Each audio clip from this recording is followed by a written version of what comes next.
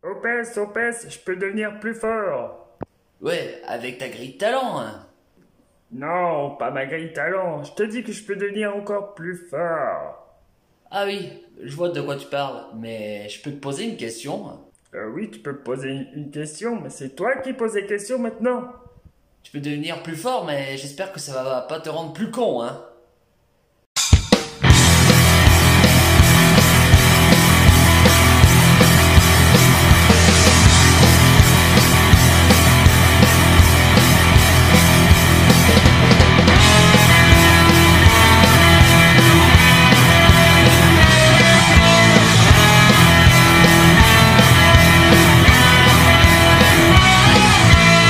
Salut tout le monde, ici Opes et me revoilà pour un nouvel épisode de Opes vous dit tout. Alors aujourd'hui dans l'épisode, qu'est-ce qu'on va voir ensemble les copains?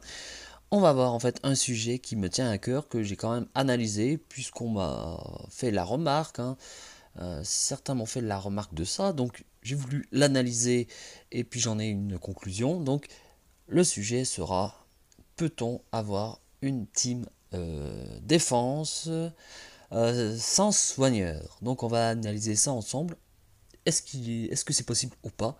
Donc on va aller voir ça ensemble les copains. Donc c'est parti pour l'épisode. Go, go, go.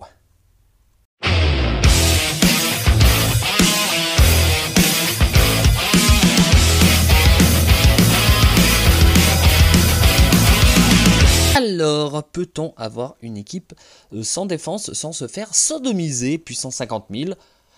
Eh ben, tout d'abord, je vais vous présenter ma team défense avant.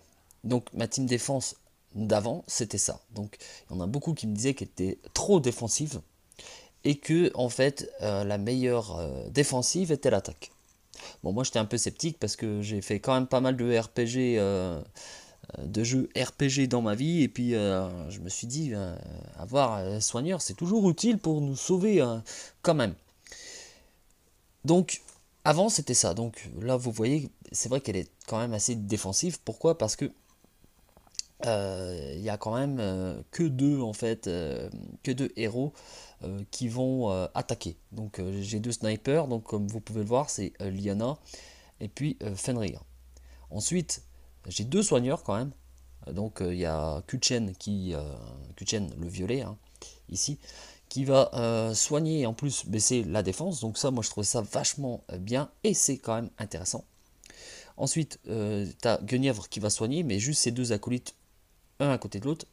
Et en plus, elle va enlever la mana et de plus, elle va en fait protéger contre. Elle va en fait se renforcer de je ne sais plus combien, on va aller voir ça ensemble. Contre les violets, il me semble, plus 54% de défense contre les violets. Donc on sait tous, hein, que le puzzle en fait se fait en général au centre, donc face au tank. Je parle bien sûr de formation raid standard. Donc elle va protéger encore plus en fait contre les tuiles. Donc quand elle s'enclenche, bah, ça peut faire très mal au cul. Donc c'est pour ça que moi je l'avais mis. Et ensuite il y avait mon héros préféré, hein, bien évidemment, c'est le chevalier noir.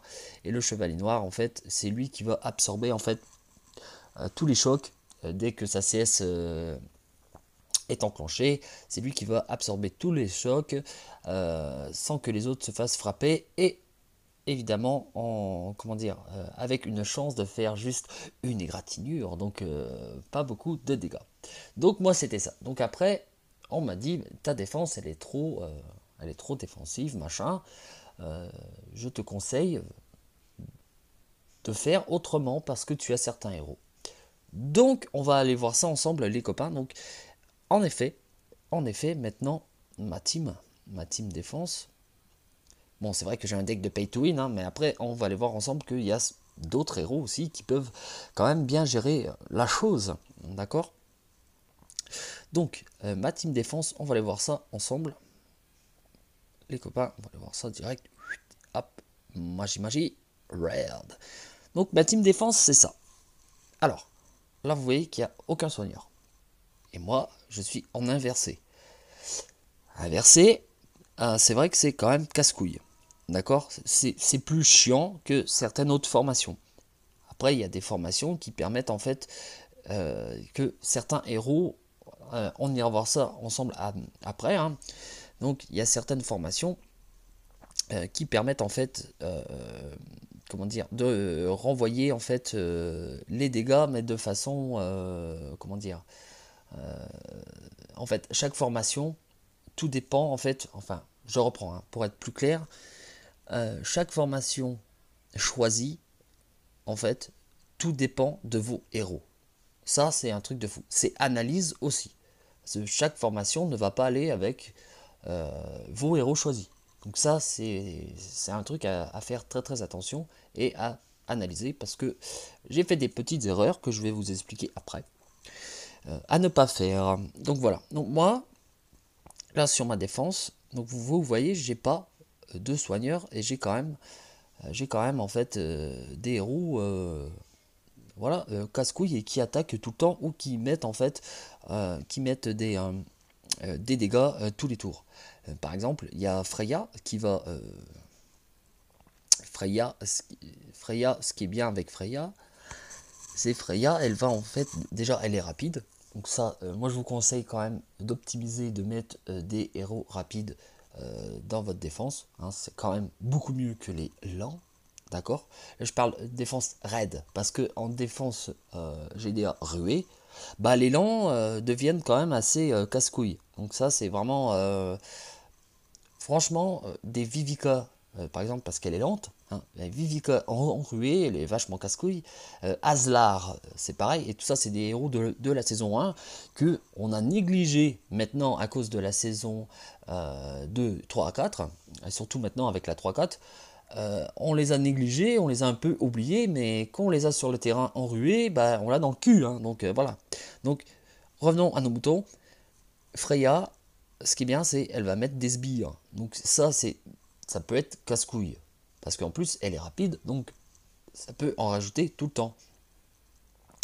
Ensuite, bah, j'ai pas perdu mon habitude de Lyanna. Parce que Lyanna, franchement, c'est une sniper et elle, je la surkiffe. J'ai mon sniper. Bon, beaucoup ne l'aiment pas, mais moi je l'adore. Il n'y a que ses points de vie que je trouve quand même dommage, mais je le garde. Et il y a Rana, pareil, qui va frapper en fait et qui va donner des dégâts en fait tous les tours. Mais il y a certains héros du genre Chevalier Noir.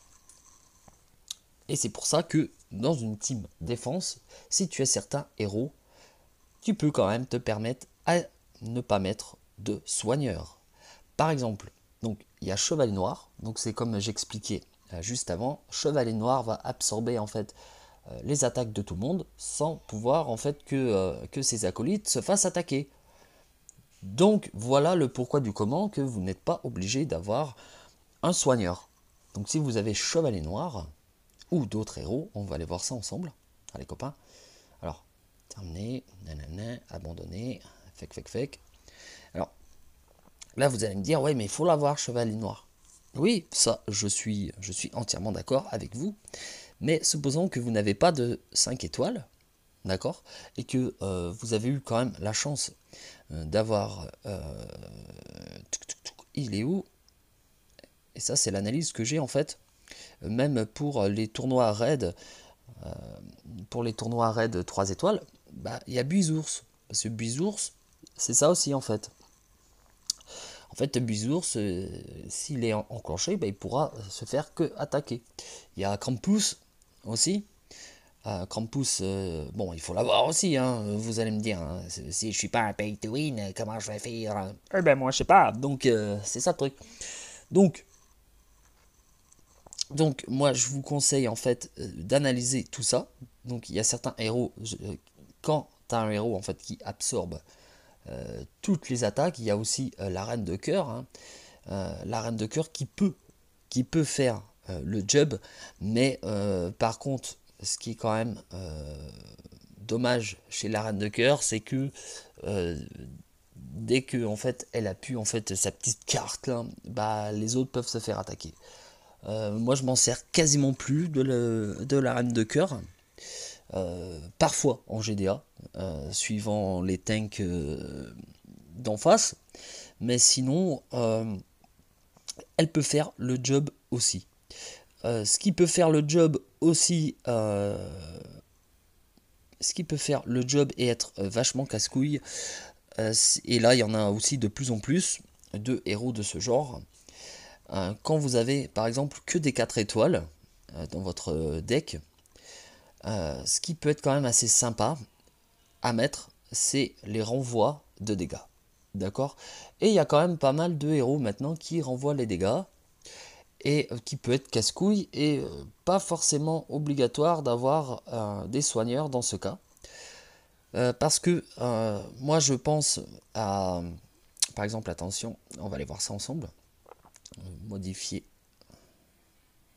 on va aller voir ça ensemble.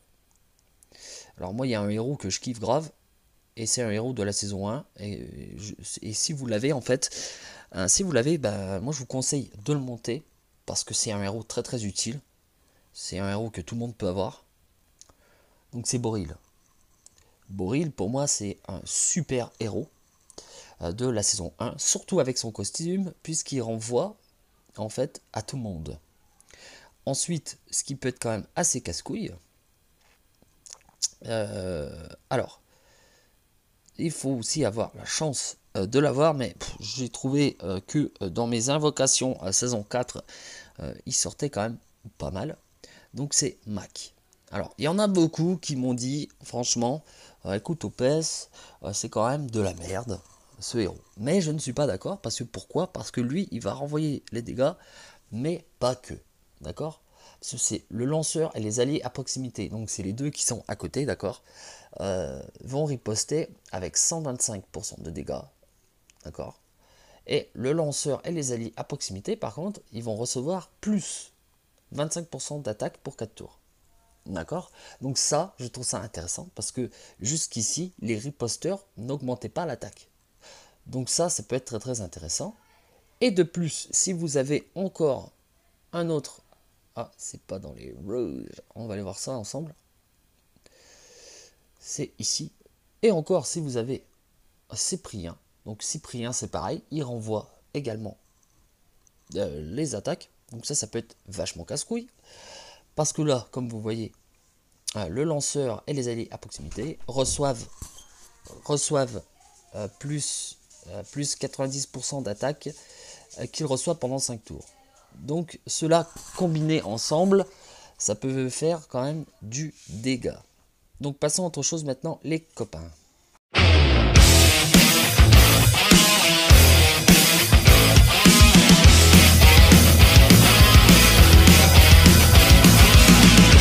Alors, à savoir également, un truc important, c'est qu'il faut quand même si vous avez que des 4 étoiles ou des 3 étoiles, il faut quand même mettre des attaquants. D'accord? Mettre des héros quand même qui tapent. Parce que si vous n'avez pas vraiment de héros sniper, comme je les appelle, bah vous allez l'avoir dans le cul du. D'accord? Donc ça, c'est quand même très très important d'avoir des héros qui vont aller au-delà de la riposte ou du soin. Bon là, en l'occurrence, c'est sans soin, mais supposons que vous avez par exemple que des 4 et des 3 étoiles, bah moi je vous conseille de mettre un petit ban, hein, parce que ban, malgré ce que je peux dire sur ce héros de merde, parce que quand je dis héros de merde, c'est bien évidemment parce que avec mon deck, bah ban en fait, je l'utilise qu'en tournoi. Je l'utilise qu'en tournoi, en événement et sur tous les événements style Tour Ninja. Cela dans ma Tour Ninja, j'ai quand même réussi pendant 3 jours, j'ai utilisé que des 3 étoiles et des 5 étoiles pas montées. Donc c'est très très très très en fait, comment dire, il faut, pareil, c'est analyser. Pareil, quand il y a la taverne des légendes, bah il faut aussi avoir quand même un sacré panel de héros, je trouve. Là, je trouve ça quand même assez dégueulasse ce qu'ils nous ont fait les concepteurs, parce qu'en fait, si t'es pas un pay to win et que t'as pas un sacré panel de héros, bah tu pourras pas vraiment être classé et être performant. Et ce qui est bien en fait avec Ban, c'est qu'il est rapide, il tape fort quand même, et en plus il va en fait vous aveugler les ennemis en face. Donc ça peut être pas mal. Et après, Également, en 3 étoiles, un héros que j'aime beaucoup aussi, qu'il va falloir que je monte, hein, d'ailleurs, c'est Balthazar.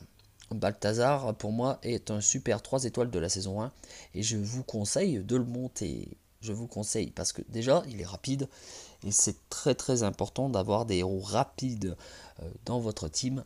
Donc quand vous avez des héros très rapides ou rapides, c'est super bien.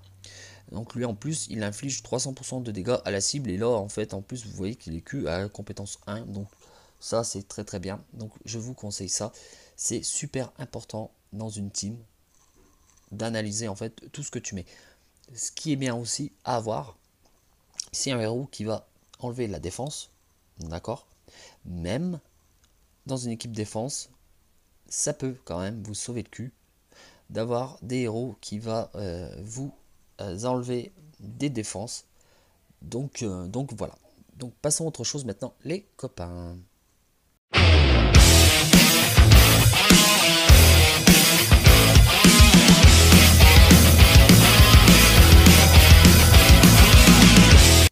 Alors, revenons en fait sur les formations, hein.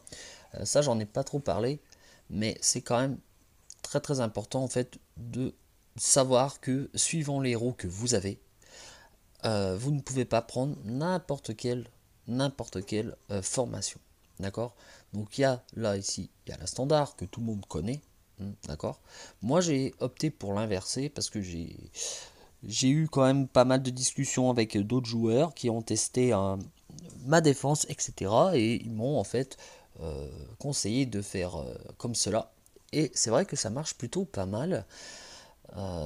Parfois je fais pas mes raids pendant longtemps et je ne descends pas en dessous de 4000 pardon, 2450. Là je suis au plus bas depuis longtemps et je ne fais pas mes raids tous les jours. Et souvent je gagne mes raids. Donc c'est pour ça que aujourd'hui je voulais vous partager en fait que oui c'est possible d'avoir des teams défense raid sans sans soigneur. Et bien évidemment il faut aussi avoir la chance du puzzle. Donc si le puzzle de votre adversaire c'est de la merde, bah euh, vous allez tout simplement gagner. Donc voilà. Donc alors le choix, moi j'ai choisi celui-là. Pourquoi? Parce que j'ai pas des héros en fait. Enfin si j'ai des héros mais pas 5 étoiles. Donc j'ai choisi celle-là parce que après il y a celle-là. Celle-là en fait, bon, ça peut être intéressant si vous avez par exemple à la place du chevalier noir, vous voyez en 3, par exemple vous mettez un boril. Mais là ce qui est intéressant là-dedans c'est que même si votre boril n'est pas costumé, tout le monde aura la riposte. Et ça, c'est bien. Donc quand vous avez des riposteurs, moi je vous conseille fortement d'avoir cette formation-là. Parce que ça peut être quand même assez pénible. Et ce qui est vachement bien aussi avec cette formation-là, c'est que les héros, en fait, que ce soit de la riposte ou peu importe, le héros que tu mettras en 3, en fait, euh, tous les héros qui sont autour vont bénéficier en fait de la CS. Donc ça veut dire que là, même moi, si je veux que tout le monde bénéficie de la CS2 Guenièvre, bah Guenièvre, je la mets en 3. Et comme ça, bah, en fait, elle va soigner tout le monde. Elle va protéger. En plus, on a plus 54% de défense contre les sombres. Donc, tu vois, donc là, vu comme ça, cette formation-là peut être intéressante suivant les héros que tu as. Et celle-là, bah, c'est un peu pareil, sauf que c'est à l'inverse. Ça peut être quand même intéressant. Par contre, il faut quand même, moi je ne mettrais pas par exemple Guenièvre ici. Je la mettrais peut-être, je la mettrais pas en 3. Mais bon. Par contre là ce qui est bien c'est que on peut quand même protéger ces putains de snipers. Donc tu les mets derrière et là après tu peux avoir 3 tanks. Donc ça peut être aussi intéressant. Mais par contre moi vu mes choix de héros, c'est pour ça que j'ai opté pour celui-là. Après, je me répète encore une fois, celle-là, elle est très très intéressante. Si vous avez des riposteurs, ou bien des héros en fait que normalement partagent juste à ses acolytes à proximité. Là, c'est tout le monde qui vont en bénéficier et c'est très très intéressant. Donc là, ça veut dire que même si tu n'as pas le costume de Boril ou de Cyprien, bah là, ça va pas servir à rien. Donc ça, c'est très très important d'analyser en fait ton choix de formation. Ça dépend en fait de ton choix de héros et de bien les placer également. Donc voilà, donc j'espère que mon épisode vous aura plu et je reviens bientôt pour de nouvelles aventures d'Opes vous dit tout. En attendant les copains, soyez des geeks et des geekettes sur Empire and Puzzle. Ciao, bisous bisous.